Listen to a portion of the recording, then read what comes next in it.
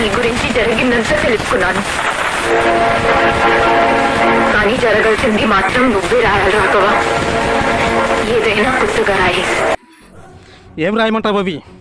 ఇద్దరు మనుషులు చస్తూ ఉంటా, ఇంకో ఇద్దరు నిల్చొని వేడుకు చూసే ఊర్లు ఇవి. కొత్తగా ఏం రాయమంటావు? వీటి బిడ్డ పద్దెల బతుక్కుంటా వాడే రాసేస్తున్నాడు. బాంబు చుట్టాలని, జైలుకి వెళ్ళాలని, పేరు పేరుతో పథకాలని. చుట్టేటప్పుడు అదే బాంబు చేత్తో పేలుద్ది. అప్పుడు ఒంటి చేయి చూపుడు, ఇంకో ఒంటి చేయి చూపుడు. ఏం రాయమంటావు వీళ్ళ గురించి?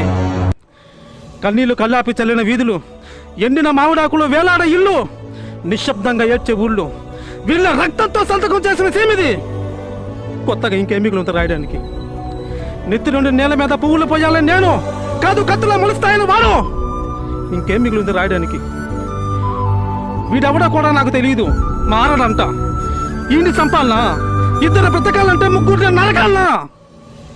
ఇది నేను అడగని యుద్ధం. ఇక్కడ చావుకే ఒక్కటే శబ్దం.